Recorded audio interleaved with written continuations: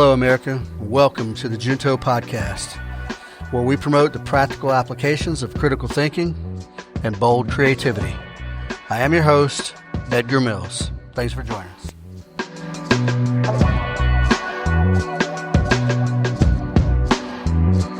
Hello, America. Welcome to episode 32 of the Junto Podcast.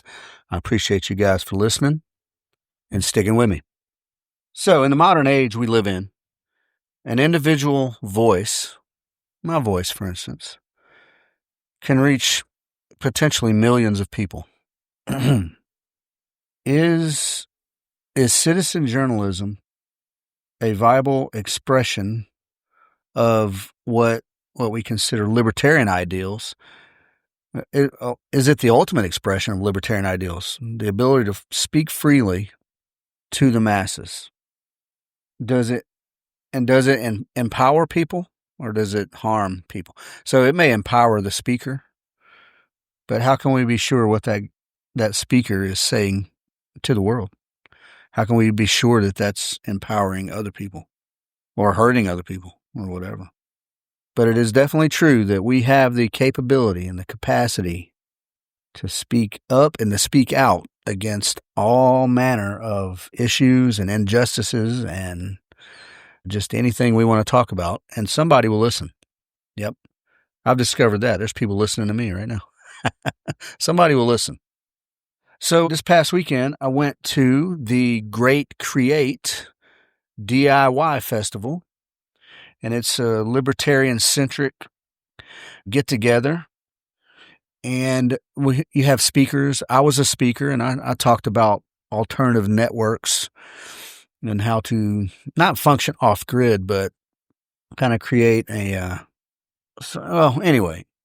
alternate network of people who can help you to do things outside of the sort of mainstream. And then plenty of people spoke, but one guy I was particularly interested in, I met a guy named Brad Binkley, and he is the host of the Propaganda Report podcast. And after I listened to him talk, I left the festival a little early. Excuse me. I left the festival a little bit early, and I caught him in the parking lot. And so we had a pretty good conversation and a meaningful conversation. And I was happy to meet the guy, and he seemed like a very genuinely good dude, and he had a genuine passion to sort of expose truth and parse out propaganda that flows freely across our television and interweb digits. And I've listened. I didn't know about that podcast, and now I do, and I've listened to a couple episodes. And I like the guy. He's from Georgia here. He lives, I think he might be from Georgia, but he certainly lives here. And I also think he does comedy as well. Brad Binkley.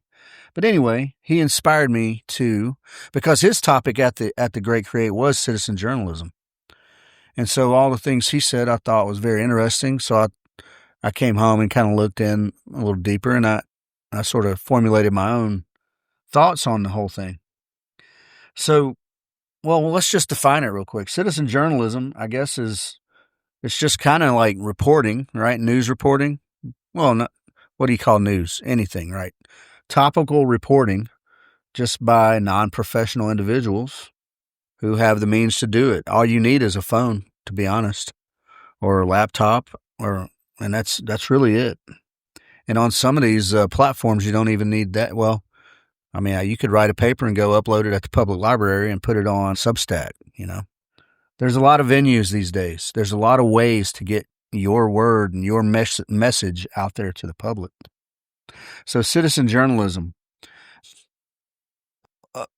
One journalist / author, she defines citizen journalism, and this is kind of a in-depth definition, as an alternative and activist form of news gathering and reporting that functions outside the mainstream media institutions, often as a response to shortcomings in the professional journalistic field, which uses similar journalistic practices as traditional or mainstream journalism, but is driven by different objectives and ideals and relies on alternative sources of legitimacy. Yeah, that was a very meaty definition. So I think one of the important parts of that definition is sources of legitimacy. Whether they're alternative sources or not, they still need to be able to sort of vet the information. Because anybody can put anything out there, and oh my God, we can go on the internet and you'll see that anybody does. And citizen journalism has, sharply risen, I guess, since, well, I'm thinking back, and obviously I wasn't born until 72, but I seem to remember there always being little independent newspapers and little independent zines and things. Now, some of those are for, it's artistic expression and comedy and things, but others were very pointed and sort of political critique and whatnot. But now, man, the computers, the internet, it's all there. But the citizen journalism has really, the more we see traditional media, mainstream traditional media, there's a mistrust there. People don't trust what they hear on Fox and CNN. And rightfully so, in my opinion, which is why this topic's so interesting to me. The traditional media is failing us, folks. They're feeding us agendas, not unbiased, objective information. So I would guess, and I would say that a lot of the citizen journalists, the people out there doing podcasts or out there on the street type reporting, they have a little bit of skepticism toward not only mainstream media, but maybe even a little bit toward the government or at least authority. But what it does, though, and what I think it does, is it opens up. It's like a free market, a free exchange of information and ideas that you don't have to go through any gatekeepers. It is a proper free exchange. It's a proper free market of ideas. We know ideas are strong, and we know good ideas can gain a lot of traction. We know these things. And what it also does, though, it decentralizes like the informational power. Do you understand what I mean? When the information is out there for all to consume, like the raw information is out there for all to consume, then the small sort of elites don't have a lock on it. They don't control what gets out or in what way it's delivered anymore. Now they only control that for, the mainstream platforms. But I would say citizen journalism outnumbers mainstream journalists. Who knows, man? God, I don't even know what the ratio would be right now, because anybody could potentially be a citizen journalist. So it takes away that power from the elites, and it reduces our reliance on literally government influenced or corporate controlled narratives. We don't rely on CNN and Fox.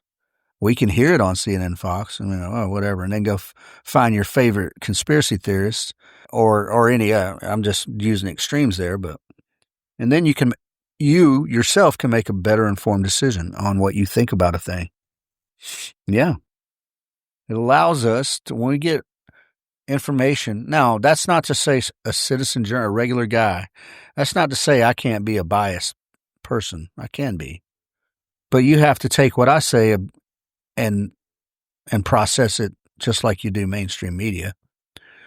It's just that the fact of the matter is I don't really have that. You can see just by the nature of who I am, and many of these other people are. Now, I don't consider myself a citizen journalist, folks. Strictly opinion here, strictly editorial. But what I'm saying is, my motives. I run a shooting business and a leadership development business, and I don't have deeper motives. I'm not being controlled by a corporate anyone. I'm not on the staff of some political action committee. Do you know? So you can sort of, generally speaking, probably put a little more faith in what you're getting from a regular guy. I would guess. That'd be my guess. everybody has the capability to reach the entire world now in today's society.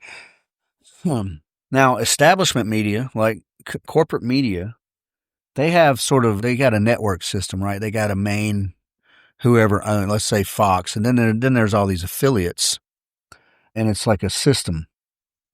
And never mind whether it's over the airwaves or over the digits or whatever. And then they have basically reading off the same script. So a Fox News affiliate in Atlanta is probably saying very close to the same exact thing as a Fox News affiliate in Dallas or a Fox News affiliate in Portland. So there's that. There's that. But we have the capability now to go direct, point to point, from my computer to your ears, from my microphone to your ears, via social media, via audio director software, via Podbean, via Spotify, the whole works. Point to point, man, straight from my mouth to your ears without any network interference.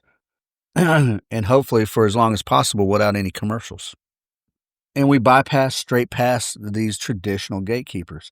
And if you guys remember, I did a paper and I did a podcast on the reemergence of the American counterculture. And one of the parts of that I was talking about was musicians and the capacity now to make music in your basement, produce it, edit and produce and distribute it from your damn computer, from your basement, and potentially hit it big. That's what technology has done for us. So all of you out there, there's a love-hate relationship with this technology. It is very beneficial to some. If you use it correctly, and you can take advantage and do great things with it. And that's what this citizen journalism stuff is. And I say citizen journalism, and I liken that to a lot of the podcasts, because a lot of podcasts are like, they're delivering some news, but, largely you just have to understand that it's from an opinioned perspective. But hopefully a good podcaster who's trying to deliver news to you will caveat by saying, hey, it's either second or third hand effect or sources, or deliver their, at least that they have a direct source or something like that. So now we'll get to the pros and cons. Yeah. Reach and accessibility. We have it now. We have absolute reach and accessibility. Traditional media is on the decline and has been. And that's measured. So I got some statistics here, and that's measured by U.S. ad revenue spending. And it's in 18.3% in 2025. That's ad revenue spent on traditional media and television ratings and news, like CNN and all that. All of those viewerships are down, like big numbers, like 42%. I think CNN Q3 of 2025 is down 42% of total viewers. Yeah. Now, what number did that start with? I don't know. Just standard network television down. There are several newspapers. The Atlanta Journal-Constitution has just recently, I think 1 October, gone out of print. I used to read the Atlanta Journal-Constitution back in the day. They were, they had a liberal lean. They had a hard left lean, to be honest. They got out more and more as they went. I'm sure, did the Atlanta Journal-Constitution go out of business? No. I'm sure they have an online presence now. Well, they've had an online presence. They just don't do print newspaper anymore. It's just the times are a-changing. So, newspaper circulation from 2015 to 25, 65% drop in newspaper circulation. And that was now they do have hard numbers here, 37 million to 13 million. And to be honest with you, I'm surprised 13 million is still a number. Now, oddly enough, what traditional media has not dropped off. Yeah, talk radio. Now, it's interesting that statistic exists, and I'm going to tell you why. When I started doing this podcast stuff, that was one of the things I would talk to friends or talk to people about it. And I said, the podcasts of today remind me of talk radio of the 70s and 80s. In the 70s and 80s, talk radio was huge because you're driving in your car, you're going to work, right? That's when I listen to stuff, is when I'm in the car. And yeah, man, people would tune in on their AM radio, pick up whatever, Neil Bortz, and just listen to his show. And, I'll admit it. I used to listen to Howard Stern back in the late 90s, man, mid 90s. But that was basically talk radio. Now, it wasn't AM radio. It was on FM, big stations. But yeah, talk radio is still holding fast. And that's pretty interesting. Now, what's the commonality? I said podcasts remind me of old school talk radio. Yeah, you might be delivering some news, but it's a personality, whatever that personality is. And they're delivering commentary, opinion, or analysis. Yeah. And so you get a chance to hear a different perspective, and you can consume that and process it. And then we're like, okay, I disagree or I agree. And it kind of gets the wheels turning, right? Instead of just getting something from CNN, they're telling you how to feel. Oh, this egregious thing happened. They're selectively leaving out details and things like that. So yeah, talk radio. That's pretty interesting that talk radio is holding tight. In contrast to that, all the digital stuff is podcast listeners are estimated at monthly listenership. Now, this is overall. This is not one podcast, right? It's just generalized numbers. 100 million plus monthly listenerships on podcasts. Yeah, that's a lot of people. That is 1/3 of America. Yeah, that's a lot. 100 million plus. Ad revenue on social media is at somewhere around 2.3 billion. And something like 54% of Americans consume their news from the internet, from, social platforms. Yep. So, and here's an example. During the election campaign, Joe Rogan interviewed Trump. And I think that YouTube, it was on YouTube as well. It's on different platforms, but I think the YouTube video has 40 million plus views. That's pretty insane. Now, Joe Rogan's been in the entertainment business for a long time, and he's earned his way, and he's earned his due. But it's crazy that one person can reach 40 million people. That's insane. And like him or not, whatever. So that's some crazy stuff, man. It's crazy stuff. And I like it. I think it's awesome. I do think it's the ultimate libertarian expression of free speech and freedom of association.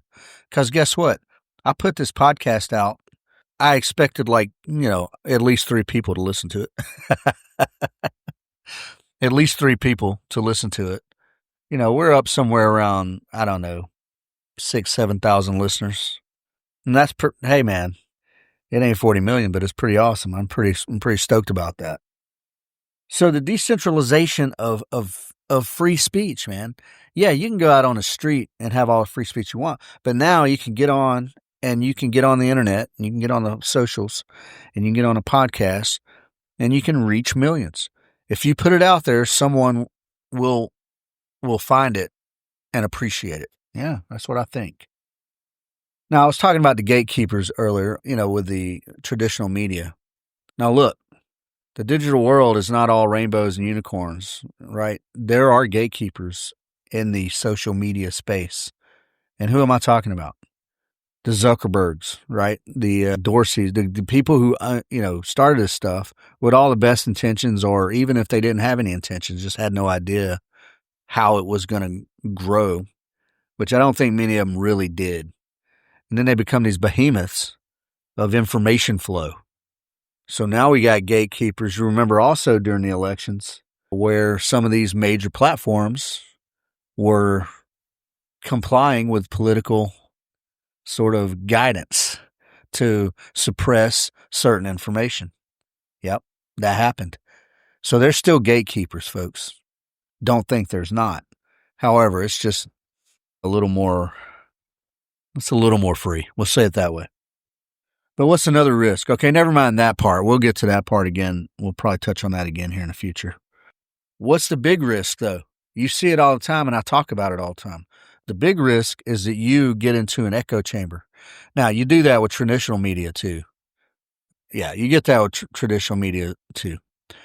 But these echo chambers, the problem is with the digital world and the modern world is that these echo chambers, some of them are pretty extreme. It might be a niche market. You might not have that many people listening, but the people that are listening are friggin' fanatical. And they're not hearing anything else except these extreme views. So it's good and it's bad. I think it's more good than bad. I think that we have a free market and a voluntary exchange of ideas over the traditional corporate or state media. But just mind you that there's still bad players everywhere. Bad players everywhere. All right, so one of the big gripes, I think, is from the establishment, the mainstream people.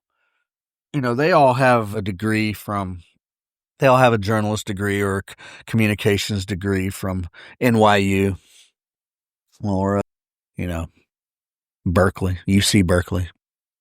And the citizen journalist might not have anything. Hell, you might not even have graduated high school for that matter. So they're on about qualification. What qualifies me? What qualifies Edgar Mills to share his opinion with the world? Well, I mean, what does?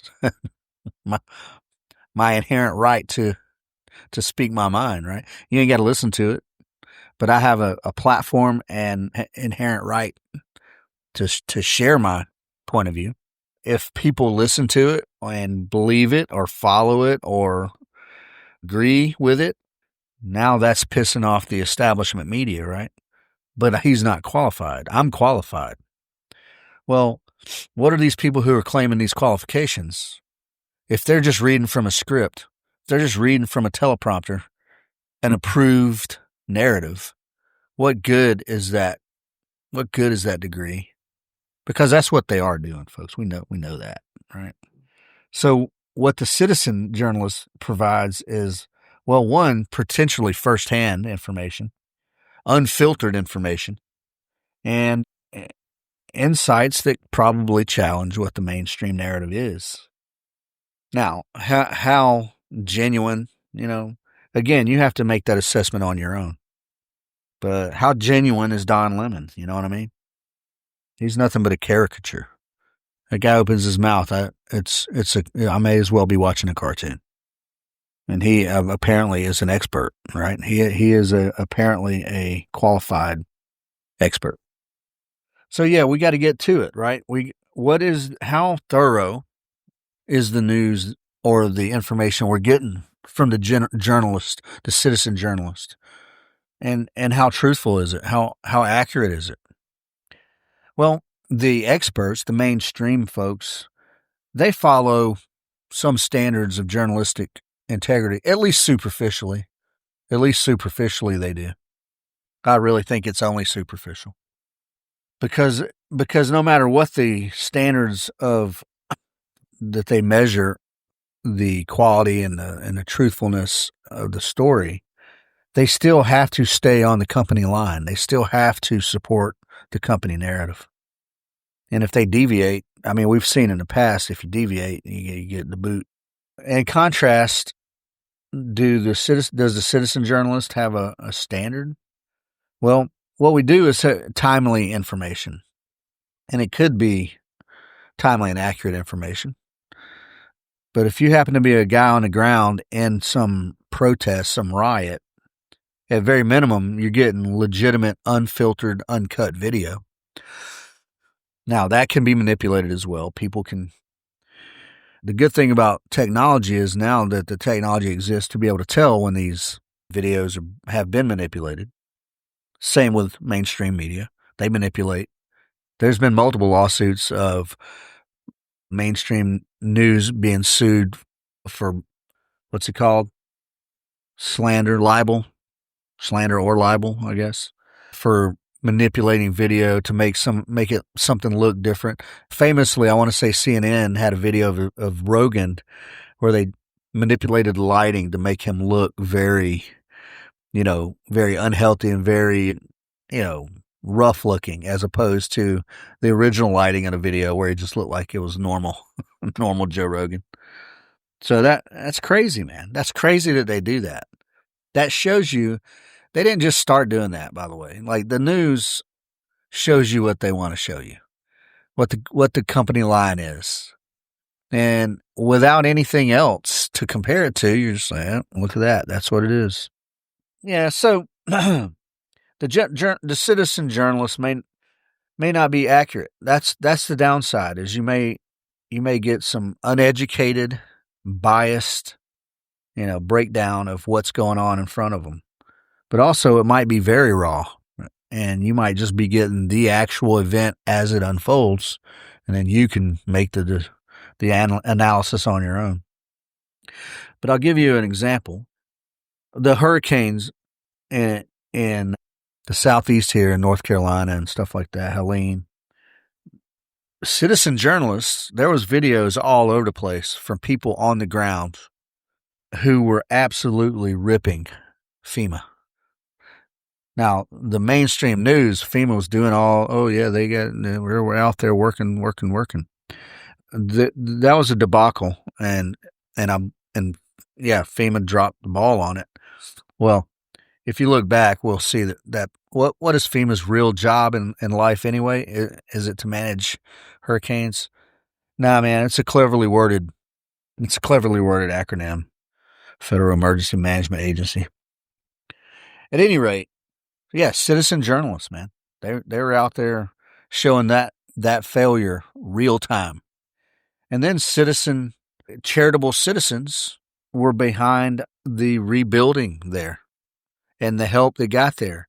In fact, I'm proudly was a link in the chain to get, generator to some people who needed some help, man. So regular citizens are out there doing the thing. So professionals versus citizens. There's another podcast dude out there. He's pretty famous, I think, Dave Smith. His podcast is called Part of the Problem.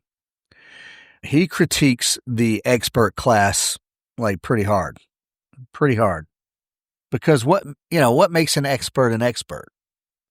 Is it because you went to college and you got a degree and you've been working at CNN for 3 or 4 years, so now you're an expert?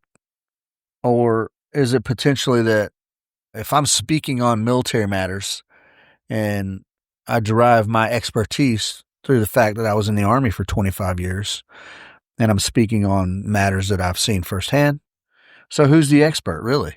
You know what I mean? Who's the expert really? Are you an expert because you took political science and now you're covering the war, in Ukraine? Yeah, I don't know, man. I like the way Dave Smith kind of rips on the expert class, though. And we can point to the COVID debacle, folks. We can point to that to show you where the experts were full of shit. Absolutely full of shit. And it's all coming out now. It's all slowly trickling out, folks. The real answers and the truth are slowly trickling out. Not sensationalized, certainly not to be seen on mainstream media. But the so-called experts led us down a ridiculously dangerous path, at minimum. But yeah, they're elitists. These so-called this expert class of journalists, they're elitist. They're all connected, folks. They're all connected. The news and the entertainment industry and the political industry, they're all connected. And they manipulate information to their end. That's the way it is. A thing you're seeing what we've been seeing for the past couple of years, those deep fake videos. I tell you, citizen journalists debunk deep fakes faster than regular things you see on social media come and go before the mainstream media ever gets a grasp of it. You'll get information a week and a half later from mainstream media, because they got to figure out how they want to craft it up and edit it up and shape the narrative. So from a libertarian's perspective, yeah, man, we think that the professional world is, generally speaking, over-credentialed. If you got to go to school longer to be a hairstylist than you do to be a cop, there's a problem. That's a weird problem with credentialing. Yeah, that's crazy. It doesn't make any sense. Libertarians kind of believe and agree and even celebrate, the abolishment of licensing, professional licensing.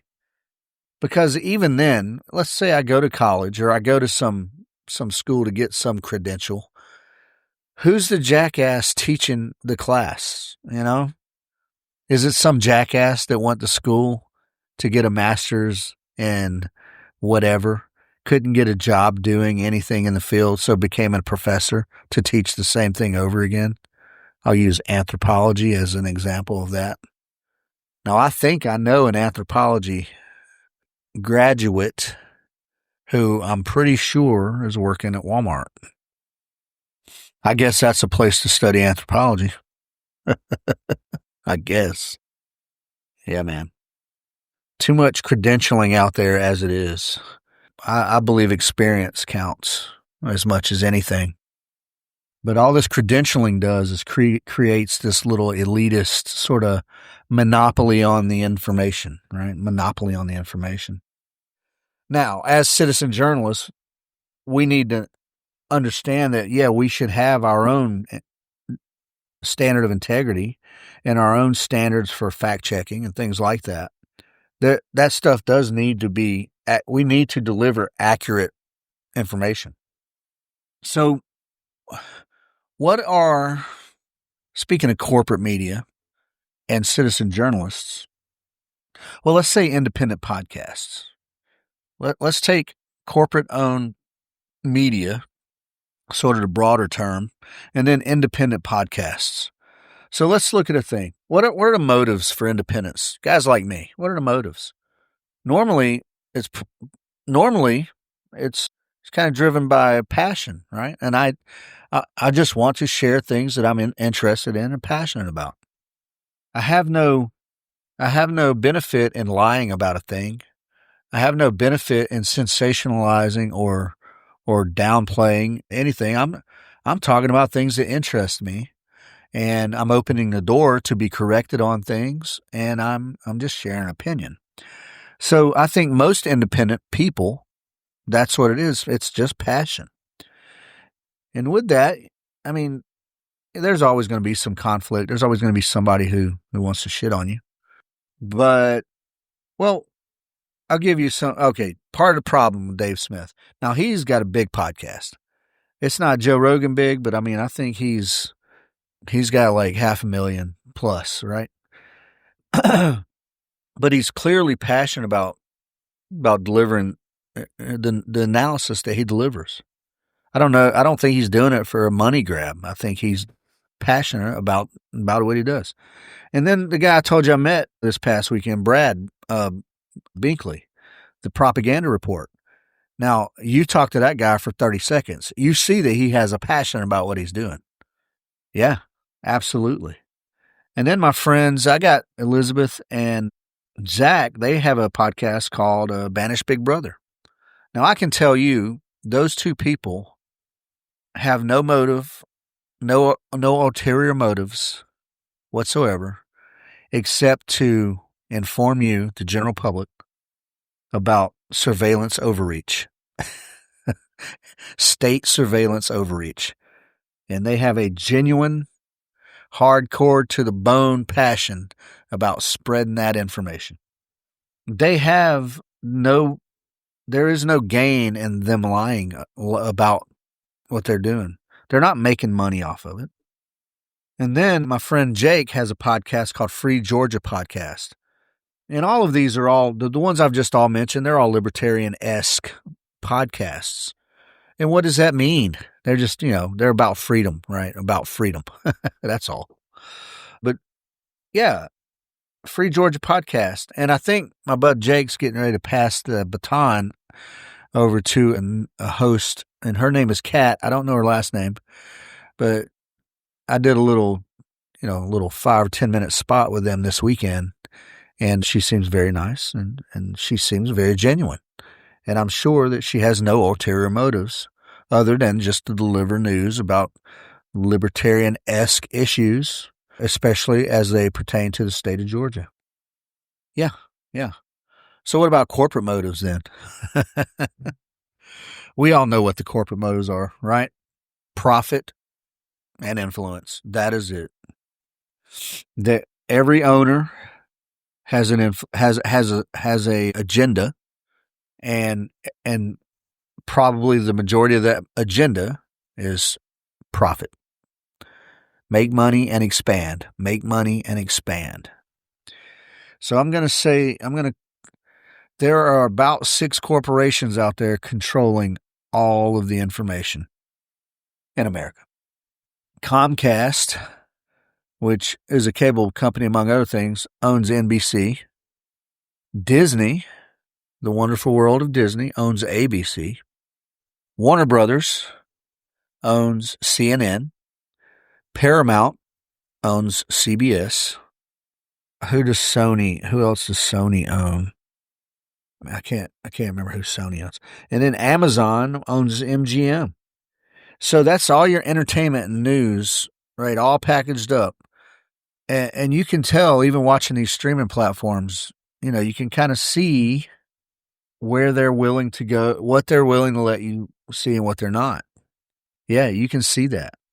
But those companies I just called out own about 90%. They control 90% of the media, the U.S. media. Is that elitists for 6 companies to own or to control 90% of the media in the U.S.? Absolutely, it's freaking elitists. Who owns all the podcasts? Yeah, no one. No one owns the podcasts. Who owns the Junto podcast? Well, I guess Edgar Mills. I don't think anybody else does. Now, the distribution platform that I go through, I've never been censored or I've never been given any guidelines or do's and don'ts or anything like that. I'm pretty sure I can say anything I want to say on here. From the distribution perspective. And then it goes to Spotify and Apple and all these other platforms. You can hear some bizarre shit out there, So right now they're not being censored, and that's the way it ought to be, and I like it. And that's why corporate media is bad, though, right? Corporate media is bad because they are vulnerable. Any business, any big business, is subject to some buyout, to some takeover by someone who may or may not have your same desire or principles and desire to share them or whatever. Independence, not so much, right? Like, I'm sure if somebody went to Dave Smith and said, "Here, Dave, I want to give you $20 million to buy your podcast, but I want you to still host it. Do what you do, but..." I don't know. Would Dave Smith take that? I'm not sure, man. I don't know. Somebody offered me $20 million and said, "Hey, do what you do, but..." I can be honest with you. I would try to wiggle out of that. I would try to best assess how can I get this $20 million and still say exactly what I want to say. And I guess I would do that until somebody knocked on the door and said, "Hey, Edgar, look, you can't. You need to scratch that one. You're not. I can't have you talking about that." And at that point, I would be in breach of contract, and I'd have to give $20 million back. That's just me. I tell people this all the time. I'm not afraid of money, but I mean, I'm not motivated by money at all. I just want to pay the bills, man. As long as I can pay the bills, I'm good. Yeah. So corporate media is subject to that. I think independent less, right? They're less subject to that. And in corporate, look, we always go back to big corporation-y people doing corporation-y things, evil. But it's cronyism, right? When corporate media is up here and they're all spitting the same script, that should be a red flag. And that's how the cronyism works. Well, go get your, I watch, sometimes I watch Fox News in the morning. And when I say Fox News, I mean the local Fox 5 Atlanta. Because really, I'm just interested to see, one, what the weather's going to be. See who got shot in South Fulton. See which apartments went up in smoke in DeKalb County. And then, and then a little bit of this, a little bit of that. But then they always got a doc who comes on, and one of those docs is very much, party line guy. Yeah, take the COVID vaccine. Yeah. And he downplays the harm of all that, and it bothers me. But he's getting paid. So corporate media has a way about shaping a narrative. Yeah, shaping a narrative, which may in turn suppress, opposing views a little bit. That's the way libertarian ideal, might look at that. You might think, man, yeah. So authenticity. Yeah. I think authenticity, well, one, is critical, in my opinion. And that's what you see on the podcasts and independent music and independent a lot of things, is you see the authenticity. You know that you're listening to a regular guy or a regular girl, someone who probably understands your point of view, somebody who may or may not, probably agree with you though on certain things, and somebody you might run into out at the Jerusalem Grill or, at the pub. Regular guys. The authenticity's there. When somebody hits me up on a text or email or something, they don't get a standard form letter back. You know what I mean? And when you look at these corporate media types, they're all polished and they're all shaped up. And the hair's perfect. The suits are perfect. Now, like I said, I watch the local affiliate, Fox 5 News, and one of the guys on there, Buck, man, he does Buck's Burgers. He'll go get some burgers at a local place somewhere, and that humanizes him a little bit. But he's got some sweet suits, man. But I'll tell you why I started watching the Channel 5 is Ron Gant is on there. And if you guys don't know who Ron Gant is, he played baseball for Major League Baseball for the Atlanta Braves back during the World Series in the 90s when the Braves were smoking hot. Yeah, I've always liked Ron Gant. Anyway, and then Elise Edie, she's a doll. She's an absolute beauty.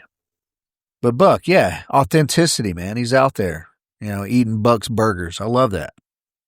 It's still polished up, though. They're still the big camera. They probably still got a makeup guy, and they probably blah, blah, blah, all that stuff. You don't really have that with the independents. Authenticity. You know what you see now, though? And Brad said this during the Great Create thing. Some of these people they're trying to do podcasts. Did you see Michelle Obama? She's got a podcast, I guess. Does anybody think that that's genuine? Like, she's just like, you know what? I got something to say. I'm going to go ahead and throw it out there.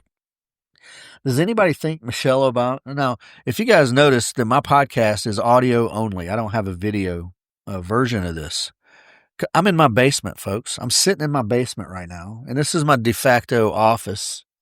And I got, some pictures on my wall of like a couple of the going away plaques I got, from 1st Battalion and from 2nd Battalion. And, I got a plaque from St. Petersburg Police SWAT team that when I trained with them, I got some stuff down here, some Army stuff. I got my family crest up on the wall over there. I've got a print poster, framed up poster of a Picasso up on the wall. I've got a canvas, framed canvas sort of thing, and it's got a phrase on it, and it says, "All you can take with you is all that which you've given away." Does anybody know where that quote came from? All you can take with you is that which you've given away. Yeah, that's up on my wall. I got a whiteboard next to my desk. And then I got a little bitty miniature thinker, the statue, Rodin's Thinker. I got that sitting on my desk because I like to think of myself as a thinker. But check this out. If you guys know me, if you know me well, you'll know that the reason I got that little statuette is because it's a prominent feature in the series, the TV series, The Many Loves of Dobie Gillis. Yeah. Oh, Dobie. He loved the ladies. Tuesday Weld was on Dobie Gillis first couple of seasons, and she was an absolute beauty. And Dobie was often sitting next to the statue, doing the same pose, thinking hard on how he can get Thalia Manager to go out with him. Anyway, I digress. Authenticity, man. Does anybody think Michelle Obama is doing an authentic, from the heart podcast? And Brad mentioned Joy Reid. Yeah. I think she got fired. What network did she work with? Was it MSNBC or CNN? One of the lefty ones. I think she got fired, maybe. So she decided to start doing a podcast. Do you think that she's genuinely just sitting in her basement, just giving it to you from the heart? I don't think so. There's probably a news crew behind the camera. Yeah, man. They don't have it, right? And it's hard to have that authenticity, I guess, once you reach a certain level of exposure. I guess. Shit, I don't know. But what's different about the news people, even in their podcasts, right? Independent people deliver plain spoken, raw analysis, raw opinion.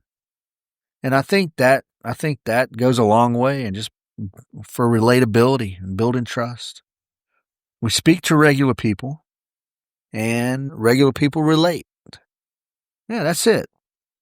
I want to say, and I'm not sure where this I had it, and I don't have it anymore, but podcasts in the United States, 57% men and 52% of women is the listenership of podcasts monthly.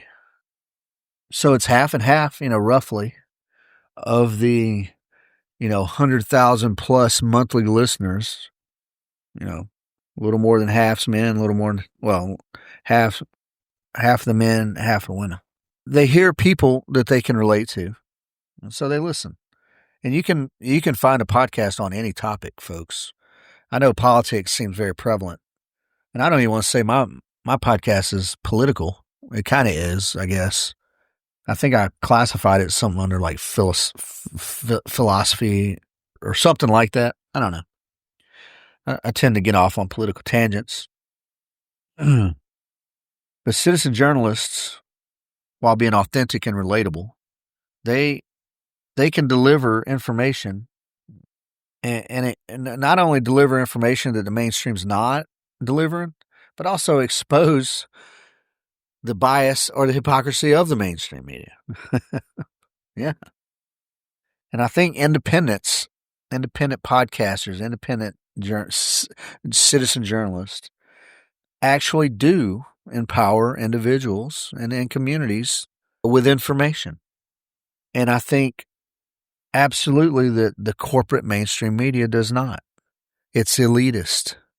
It's elitist by nature. And by nature, elitists do not empower the individual or the small communities. That's what I think. They don't empower the individual or the community. They don't. People do not trust the mainstream media. That is a fact. I think somewhere in the neighborhood of 28% Americans trust the media. That's a pretty low approval rating, I think.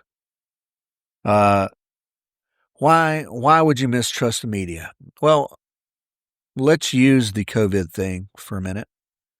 That was a hard propaganda push, folks. That was a big campaign, all right, that they put out against the American public. But what it exposed a lot is the greasy connections, the incestuous connections between the news media and the government and the entertainment industry. And that right there is enough, folks. When that stuff is not forthright, and if you don't come on a newscast and you're giving some news that has to do with getting a vaccine, but you happen to be married to someone in the CDC, and you don't disclaim that, right? If you know, hey, look, full transparency, my husband works for the CDC, but I'm telling you that the CDC saying this. Nah, they don't do that. They don't do that. So it seems shady. Whether it's not or is, it seems that way. Now, you guys have heard me carry on before about CIA and Operation Mockingbird and all that stuff, right? So we know that the media and the government are in bed. We've known that. But like quite literally, there's a lot of intermarital stuff going on. Is that a word? There's a lot of government people married to a lot of news people, married to a lot of entertainment people, married to a lot of government people, back and forth, back and forth, back and forth. I said in one of my last episodes, like they're all sleeping together, right? They send their kids to the same private schools. They all go to the same country clubs, and they're all sleeping with each other. But I'll give you an example. I alluded to it earlier in the 24 campaign. The administration basically was coerced and manipulated. Well, not manipulated, but definitely coerced and forced Facebook and Google and Amazon basically to censor dissenting views. And that came out, that came out only after the fact. And then you got, in the current administration using the FCC to try to pressure certain people into, the delicense, certain organizations over coverage critical of the administration. That's not bueno. It's not bueno. It wasn't bueno when Biden did it, and it ain't bueno for Trump to do it. Man, there's a lot of examples here. I just don't want to go on sounding like a conspiracy theorist. I'm not. This is all the things that I have here are all legitimate things.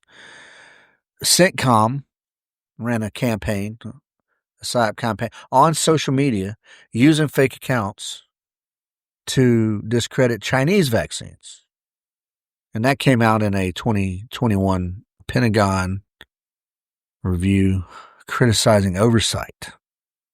So the government pressures, and they don't have to pressure too hard, folks, mainstream media to stick on to official narratives. They don't have to pressure them too hard. They just got to do a little pillow talk at night and be like, well, my boss wants this and that and blah, blah, blah. There you go. Citizen journalists we ain't in that loop. I'm not in that loop for sure. Again, I'm not a journalist. But those out there, I mean, how can a citizen journalist be pressured? I guess people in Europe, you post the wrong thing on your Facebook and you're going to go to jail now. In the UK. Yeah. So I guess they can put pressure on you that way as an individual. Just trump up some, I don't even know what hate speech charges, and then boom, that's it. Something so friggin' subjective that nobody can make sense of it. So you could get pressured as an individual, I guess, to go to jail. But like if the government says, well, hey, we're going to withhold money from you if you continue with your podcast, well, they would be in a breach of contract, but that's another story. There's just a whole level of mistrust out there that there's constant examples of. It's always popping up. So in our First Amendment, we have freedom of speech and association, and I want to say freedom of press. I'm pretty sure that's in there. I'm not going to look that up word for word. I can't read the First Amendment right now, but I think there's a freedom of press as well. But all these little incestuous little ties to the government, that violates that freedom of press. There is a conflict of interest there. And that makes the government able to coerce the media. Yeah, that's it. So otherwise, let's get away from the government stuff. What does the mainstream media, what are they chasing? What is their purpose? We talked about motives earlier, and it was money for the corporate media, right? Ratings, right? They want ratings. Ratings is what gets ad revenue. Ad revenue is what makes all the money. And we see that that's down. So what does that lend itself to? It lends itself to sensationalism. They try to do things for ratings. Talk about certain stories or highlight certain things for wow factor or whatever. Excuse me. To try to drive those ratings up. So, I don't even know how the Nielsen system works, but yeah, high ratings gets high ad revenue. The more people that a company believes is going to watch this show, whatever show it is, that's why like Super Bowl ads, right? A 30-second or a 1-minute spot for a Super Bowl ad, I don't know, a few $1 million. That's insane, right? So, of course, they're going to try to be as outrageous as possible. Now, pro football has got built-in viewership. How they manage to screw it up with bizarre, halftime shows, I don't know, but ratings, right? Now, in the same token, podcasts and digital media, it's all about the views and the clicks because the same kind of thing applies there.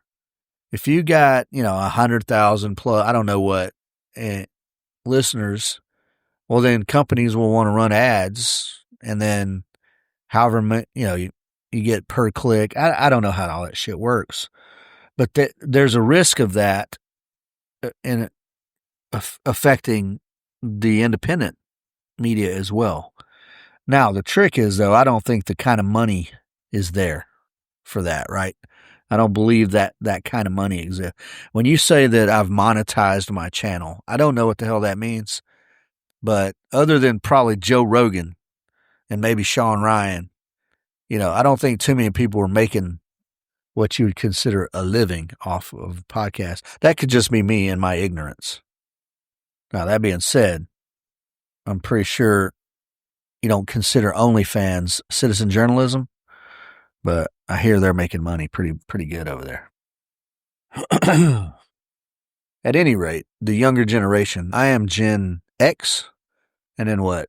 There's millennials, then there's Gen Z, and I don't even know what the new generation is called or going to be called. But it has trended away from television, good people. Now, I was born in 1972. Yeah. My parents had, back in the 70s, yeah, you had a dial. You had dials on your TV and rabbit ears. And yeah, the remote was me, right? You go change the TV. No, stop right there. And there was like 6 channels. 2, 5, 11, 17. 2, 5, 11, 17. 36, 46, and 69. And Channel 8. So that's a pretty good bit. That's a lot of channels. Channel 8 was PBS. Channel 17 was TBS, Turner Broadcasting. It used to just be called a superstation. I don't even know what it was called before that, and they played, generally speaking, a bunch of old movies. Like now, you got Turner Classic Movies. They played old movies and like Andy Griffith and stuff. And I think back then I don't know. Then you had the big network, 2, 5, 11 was ABC, CBS, and NBC. Then you had Channel 36, I can't remember it, and then Channel 46, I can't remember it. But I want to say like Channel 46 was like where they played like Kung Fu. I don't know if you guys remember that TV show. Had David Carradine. It was supposed to be Bruce Lee, but it ended up being David Carradine. And then like Kung Fu Theater and stuff like that, man. Yeah, anyway, these days, there is so much out there to consume. It's insane. It's ridiculous. And you can you know, there are TV shows, because we got like a Samsung smart TV.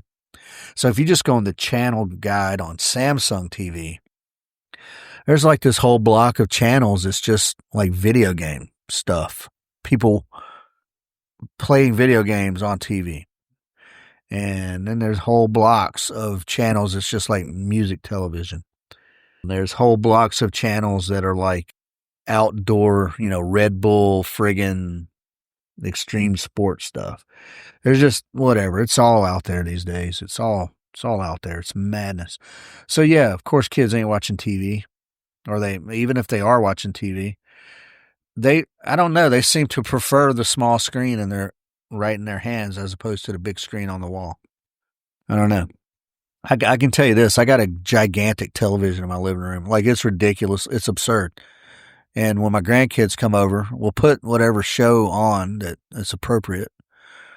But their attention span is so short that they won't even sit and watch the show on the big giant screen. They're running around and doing other things. It's crazy. And that's okay. I'd rather them do other things than be glued to a screen. But usually they want to get on another smaller screen. That's crazy. But it's trending down, folks. TV. Yeah, it's not going to go away most likely, but it's trending down for sure. So this chase for the ratings, this chase for the clicks, it distorts the markets a little bit probably. It can create monopolies, especially in the corporate world. But the sort of independent stuff, I still got to choose to click on a thing and watch it. Now the question is attention span. Does that thing that's being put out there, can it hold your attention? Because even adults these days, not even kids, the attention span, if you ain't hooked in the first, like 10 seconds, that's it. It's gone.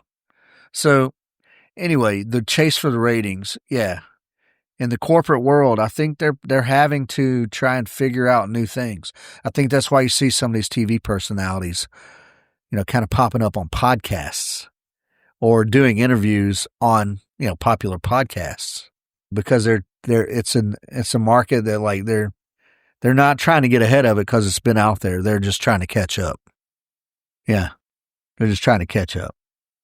So ratings equals ads equals money. What's some other unseen sort of money influences? Well, for traditional news media, right, corporate media, it's these salaries, right? These people make a lot of money. Let's see here. Sean Hannity is on Fox, and Rachel Maddow is on MSNBC. They both make somewhere around $25 million a year. Can you believe that shit? Yeah. And then it says here, your average TV anchor on, like, local news stuff, they're making over $85,000 a year, average. So how much am I making from my media platform here? $0. Yep, that's right. $0. So these people are incentivized. If I'm Rachel Maddow and MSNBC wants me to bash on Trump and they're paying me $25 million a year, I'm going to bash on Trump. If I'm Sean Hannity and Fox wants me to bash on Biden for $25 million a year, I'm going to bash on Biden. I think it affects their ability to be independent. I do think that. And that money, I guess you can buy some power with money, I guess, a little bit. But, like, one of the ways that people make money, they all on the social media, is they got these Patreon channels and stuff like that. And, like, they'll have followers who pay, I don't know, $2-3 a month for a membership. Well, if you amass enough followers paying $2 or $3 a month, yeah, it's pretty decent money, I guess. Now, what do you give them for that money? I don't know. Again, I don't know how any of that stuff works.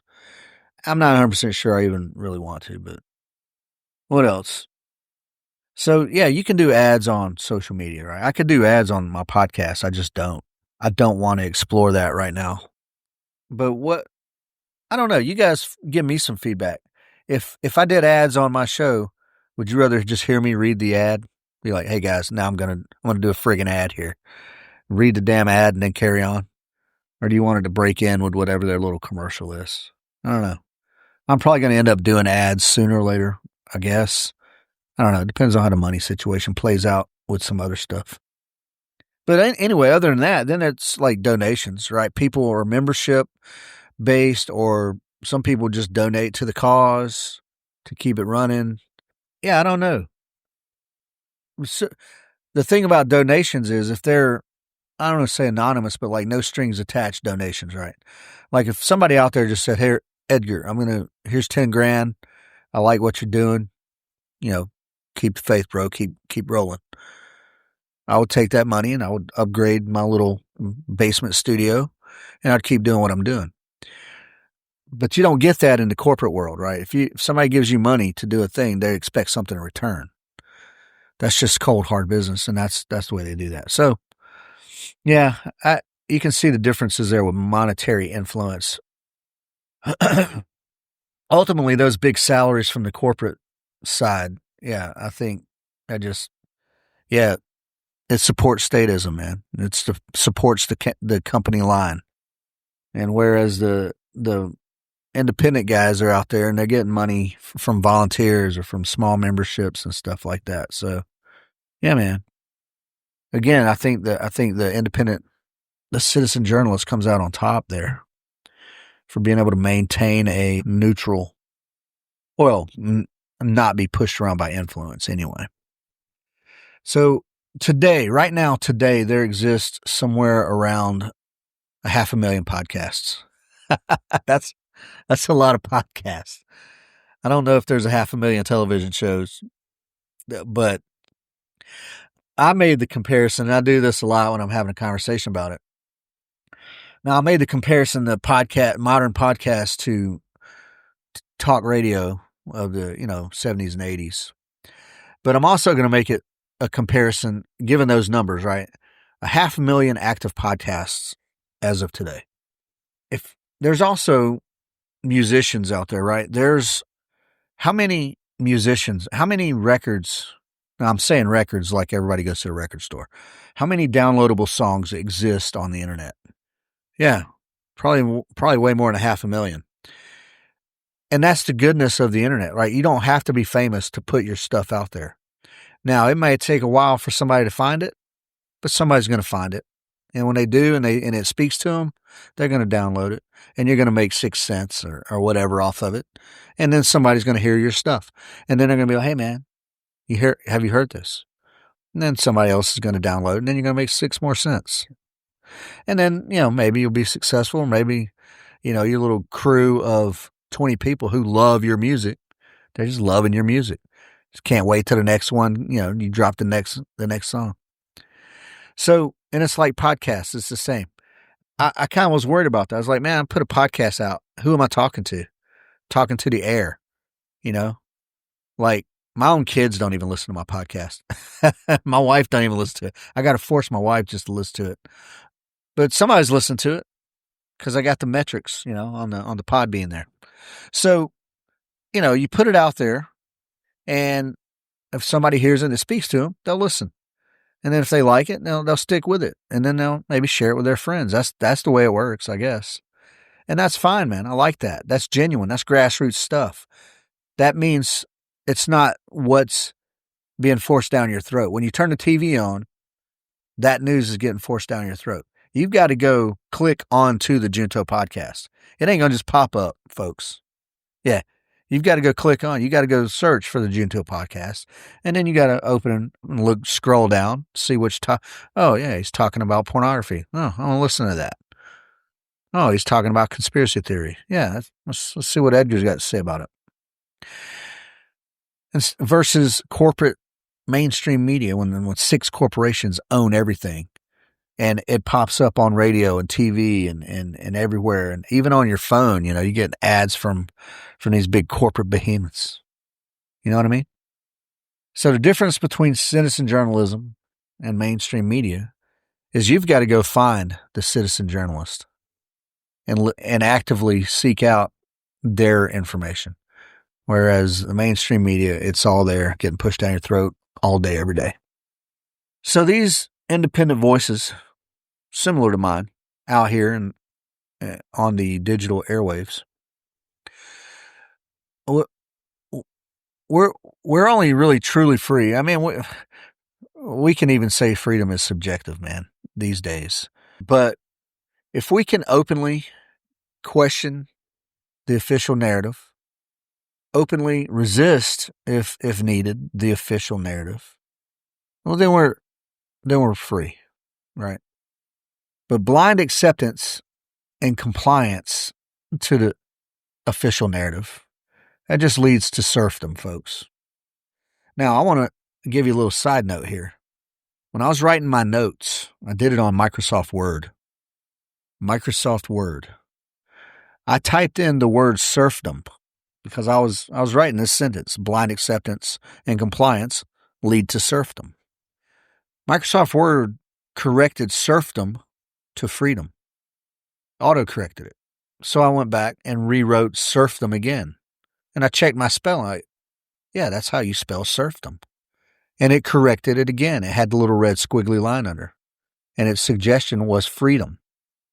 And the sentence was, blind acceptance and compliance lead to blank. Microsoft says freedom.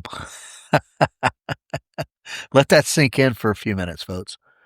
Microsoft exchanged the word serfdom for freedom. Be engaged, folks. Be engaged as citizens of America, as citizens of the world. Be engaged and give an ear to the citizen journalists, to the independent voices, to the small podcasts. Support free speech, because this is free speech, and that's it. This is free speech right here. And be skeptical, folks, of corporate media. Absolutely, 100%. Be skeptical of corporate media. Take it all in, folks. Take it all in. Process it. Analyze it. Think independently. Come up with your own conclusions. Yeah, that's it. Just use the citizen journalist as a guide. You can even use mainstream media as a guide, but only a guide. Understand that they have an agenda. All right, good people. That was the topic for today. Citizen journalism. Independent voices out here in the digital wild. Support. Yeah, support. Please give me your feedback, good people. I'm a flawed individual. I'm a flawed human. I don't have spell checkers and fact checkers and those people around me. And of course, I'm not doing this live anyway. I could probably go back. I think I do a pretty good job doing research when I do it. Tell me what you think. Give me your feedback. I'm out here right now actively searching for topics. I want to know what my listeners want to hear about, or at least to hear my thoughts on. Write a paper on something that you're passionate about. Send it to me, and we'll get it posted up on the juntopodcast.com. Come out and shoot guns, ospreyshootingsolutions.com. Come out and do some land navigation this Friday, folks. This Friday and Saturday is the 2-day land navigation course. You can find it on twoteamguys.com. Please give to the Help a Homie Fund. A buddy of mine, we talked just yesterday. My buddy Justin owns a company called Vitac Solutions, and they're a medical training and medical equipment provider. And they do aid bags from big to small, and they do a lot of good things. So I'm an affiliate with them. So and you can find this on my LinkedIn page, the Osprey Shooting Solutions LinkedIn, or no, not LinkedIn, I'm sorry, disregard that, Linktree. You can find this on my Linktree, Osprey Shooting Solutions Linktree. So I'm an affiliate with Vitac, and any purchases that are bought on that affiliate program, so with the OSS, from the OSS Vitac page, not only do those proceeds, the profit will go straight to the Help a Homie Fund, and then Vitac is going to match that. So that is very gracious of Justin, and I appreciate that he's doing that. And that, I think, is going to help us, get a little more money in the bank for what we want to use it for, which is to help people who need help, like immediately. So that is Give, Send, Go vitacfund.com/help a homie fund. If you want to give to that, you can go there and give to it. If you're in the need of some medical stuff, go to Vitac Solutions /Osprey Shooting Solutions, or go find that on my link tree. And yeah, go find yourself some equipment.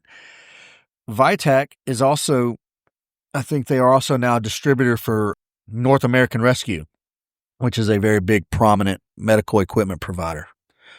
So yeah, there's that. I want to just appreciate Justin here out loud publicly for suggesting that and for matching those funds. And then other than that, folks, keep your fingers crossed for the Silo Firearms Training Complex.com. Sorry, siloftc.com.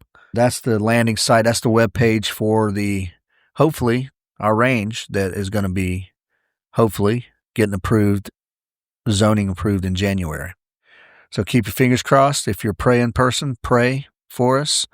And if you're a savage, heathen, woodland tree worshiper, please do a spell. Dance around a fire naked with some chickens and try to get that thing approved. Let's see. What else? That's it, folks. Be good to each other. Yeah, be good to each other. Have good manners when you're out there in the public, out there in the wild. Open the door for somebody. Yeah, pick up a piece of trash, like my friend Trail Trash Dirtbag. Do something good tomorrow when you get up and go out. Do something good. All right, folks. I appreciate you, and I love you. Take care.